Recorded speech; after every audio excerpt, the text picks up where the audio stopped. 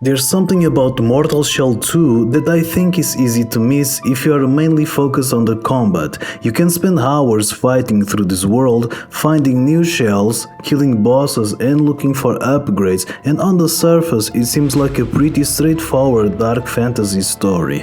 You are the Harbinger, you've got a prophecy to fulfill, the Undermether's OVA have been stolen and your job is to get them back.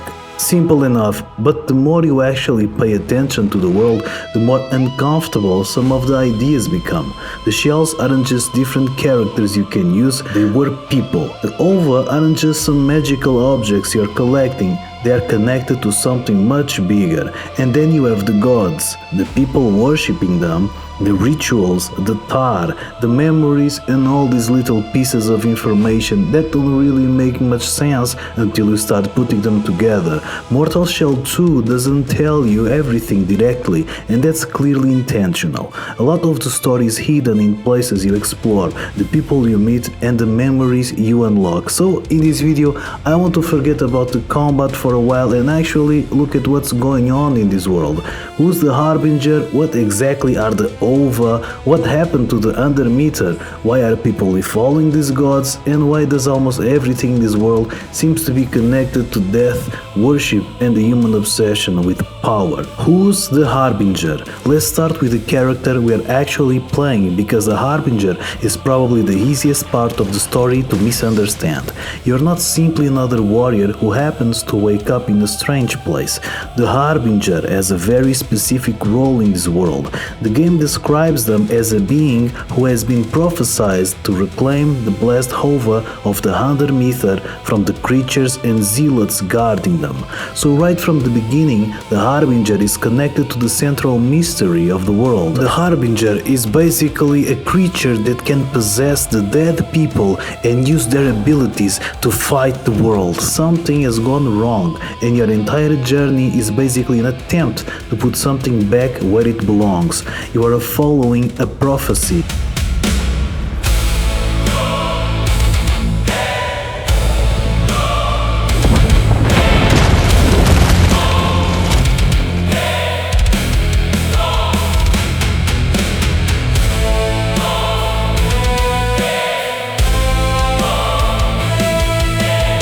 But you don't necessarily know what that prophecy actually means when you first start playing, and that's important because it changes how you look at everything you do.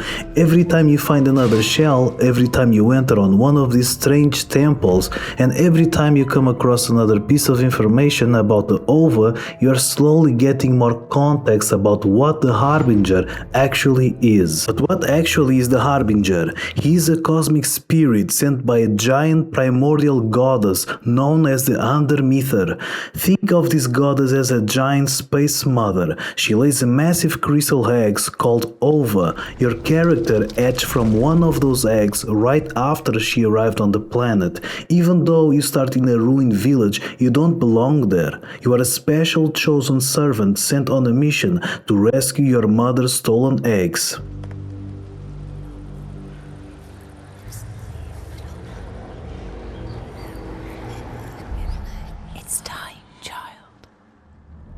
Wake up.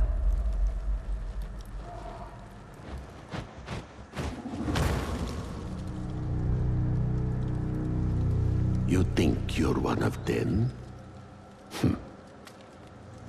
You're not. You hatched here, but you belong somewhere else. Arise, Harbinger. But why are you inside a coffin at the start? It actually serves two simple purposes. It's a giant eggshell. That coffin isn't a grave. It's actually the protective crystal pod you grew inside. It kept you safe until you were mature enough to wake up. It saves his energy. Sleeping inside stone boxes and tombs helps these cosmic spirits save their energy before they rise up to possess the dead. But if the Harbinger is just a ghostly spirit, why does he look like he has a physical body when you crawl out of the egg? It He didn't steal that first body from anyone, he was born with it. That pale, faceless creature is his true raw birth form.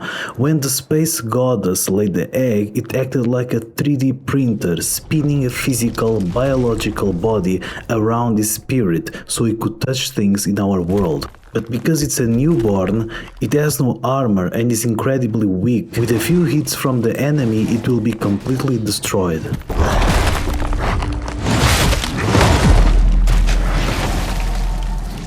This is precisely why you need shells to survive in this world. The Undermether and the OVA. The central part of the story revolves around the Undermether and her OVA. The official premise is pretty simple. The OVA were stolen and the Harbinger is supposed to recover them, but the more you look into it, the more important the wording becomes. These aren't just magical stones or ancient artifacts. The game describes them as the Undermether Unborn, and it makes the whole quest feel different. Imagine spending the entire game fighting your way through creatures, cultists and other powerful beings because you're trying to recover something that isn't just valuable.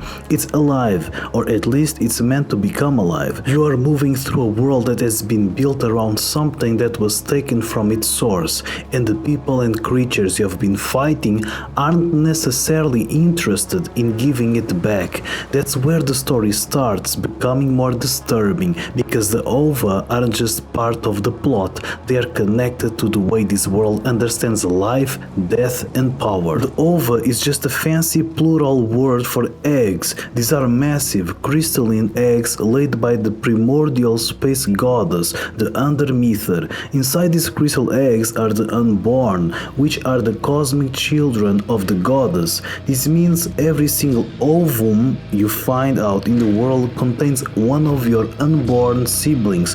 Remember, the Harbinger himself was born from one of these exact same eggs before he hatched. When the goddess arrived on the planet, a dark, malicious entity called the Passenger sneaked along with her and corrupted the land. Vicious cultists, false gods, and grotesque bosses stole these sacred eggs from the mother goddess. They are now brutally guarding them or using them to extract power.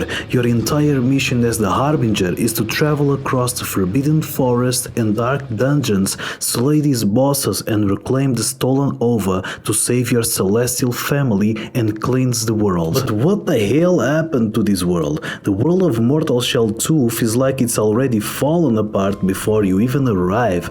You are walking through ruined temples, forests, frozen areas, old settlements and places that clearly used to have some kind of purpose. There's very little here that feels normal, and the game doesn't spend much time stopping you to explain exactly what happened, and I like it that way. Instead, you get pieces of it as you go. The official material describes the world as a ravaged and filled with false gods, while the story places the Harbinger in the middle of a conflict surrounding the stolen OVA. One thing that makes this work is that the environment doesn't feel like a completely separate thing from the story. When you enter a ruined temple, you can usually tell that people cared about this place at some point. There were beliefs here, there were rituals, there were people who thought whatever they were doing was important. Now you're walking through the remains of all of that, and that's one of the things I like about the setting. The game doesn't need a character to walk you up and explain that civilization collapsed. You can see it for yourself, just like in our real world. When you go to forest, so many times I go to forest here and I just see stones laying there and it looks like destroyed house and destroyed walls. Clearly a civilization passed through here, but we have no clue what happened, and that's just an example how time destroys everything and humanity moves on. The false gods. The phrase false gods comes up a lot in Mortal Shell 2, and it's one of those things that sounds simple until you actually think about what it means. The game literally tells you to dethrone false gods. So who are these beings and why are people following them? That's where the story gets interesting. A god in a game like this isn't necessarily just a giant boss at the end of an area. The existence of a god changes the people around it. People build temples, they create rituals, they give the god power through worship. They organize their lives around whatever they believe that God represents. So when you walk into one of these places and see what people have built around these figures, you are not just looking at the boss arena, you are looking at the remains of an entire belief system, and then you come along and kill the thing they were worshipping. My god. From the player's perspective, that's just another boss fight. From the perspective of people living in this world, it's a much bigger event. Their god is dead, whatever they believed in has been destroyed, and the game doesn't always stop to explain how people feel about that, which honestly make it more unsettling, because you are just a badass motherfucker that destroys everything around you to save the eggs of your own goddess. But why are people so obsessed with the OVA? This is where I think the story starts becoming more interesting than the basic quest suggests. If the OVA were just valuable objects, you would expect everyone to want them for the usual reasons: power, immortality, control, whatever, but the OVA are tied directly to the Undermether and our unborn kin, which means different groups can have completely different ideas about what they represent. The Harbinger is trying to reclaim them, other creatures are guarding them, cults and religious groups have their own beliefs surrounding the world and its gods. But there is a deeper reason for why so many want the eggs. Inside these cosmic crystal eggs is a pure divine liquid called true nectar. To the crazy cultists, corrupt bosses, and false gods of this world, this stuff is the ultimate prize. If they harvest the eggs, they can refine that nectar into a substance called tar. In this universe, tar is like a super powerful, corrupting drug. The enemies believe that by consuming it or using it in their dark rituals, they can absorb the space goddess power, gain immortality, and ascend into godhood themselves. On top of that, remember that evil entity named the Passenger? It completely brainwashed the leaders and warlords of this world. It convinced them to lock the eggs away inside dark dungeons and use them as batteries to power their corrupt kingdoms. So when you fight a boss in Mortal Shell 2, you aren't just fighting for territory, you are stopping madmen from literally draining your unborn siblings' life force just to get a power trip. The tar. This world uses tar as currency and treats it like a dangerous, corrupting drug. But where does it actually come from? Well, it turns out tar is a heavily diluted, corrupted bioproduct of true nectar, like I said before. True nectar is literally the divine blood found inside the sacred glands of the goddess and her unborn children. The mad cultists and kingdoms have been capturing these godlike creatures, locking them up and literally harvesting their bodies like livestock. Tar is just a toxic sludge left over after they refine that holy blood. So every time a character handles tar, they are literally holding the decayed, processed remains of a mutilated god. What are the shells? The game describes them as the corpses of exceptional warriors scattered throughout the destroyed world. Once discovered, they can be possessed and awaken their innate strengths and abilities, and this is where the name Mortal Shell becomes much more literal. A shell is a body that belonged to somebody, someone who had a life before you arrive, someone who had their own abilities, their own experiences and their own memories, and the Harbinger takes that body and uses it. That's a pretty disturbing concept when you stop looking at it as a game mechanic. Imagine dying and leaving your body behind, then sometime later something else comes along and starts using it as a weapon. Basically what you're doing, and the game doesn't hide this, it actually encourages you to investigate the people whose bodies you are possessing, because you can discover their lost memories and learn more about who they were. So the shells aren't just there to give you different builds, they're also a way for the game to tell you about the world, and that is awesome. Why can the Harbinger possess these particular warriors? Because the game doesn't present the shells as random corpses, they are described as exceptional warriors. The Harbinger isn't walking around possessing every dead body it finds. These are people who had something special about them, something worth preserving and something worth using, and that makes the shells feel less like a collection of RPG classes and more like a collection of people who were already part of the story before the player arrived. They were legends lost to war, pride, madness, and religious obsession. For example, Haros the Vassal, the first body you find, was a devoted soldier who was completely broken by duty. The game uses these shells to show you a tragic truth. In this universe, human life is completely disposable. The physical body is nothing but a temporary container, and the real horror isn't dying, it's having your corpse hijacked by a space spirit to fight a war it never asked for. The true nature of the gods. The true nature of the Undermether, the goddess that you follow, and the other deities are considered holy and divine creatures. But if you read the hidden inscriptions scattered throughout the ancient ruins, the game drops a massive twist. These gods aren't magical or spiritual entities at all. They're actually highly advanced Lovecraftian extraterrestrials.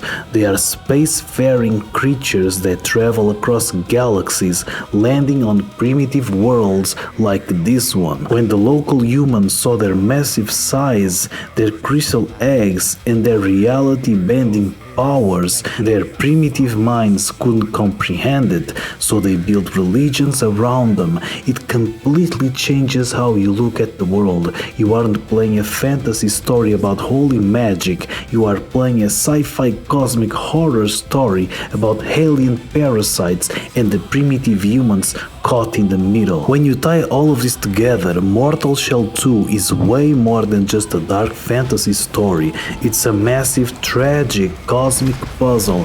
You start out as a fragile, nameless spirit waking up in a crystal eggshell only to realize you are an alien child caught in a war between a broken space goddess and a manipulative entity whispering madness into the world. The humans in this world thought they were mining the power of holy gods, but they were really just tearing apart cosmic creatures they couldn't possibly understand. And now it's up to you to put on their dead bodies, clean up their mess, and save your unborn family. What do you guys think about the lore in this game? Do you think the passenger is the true villain, or is there a bigger threat lurking in the cosmos? Let me know your theories in the comments. Thank you so much for watching. See you next time.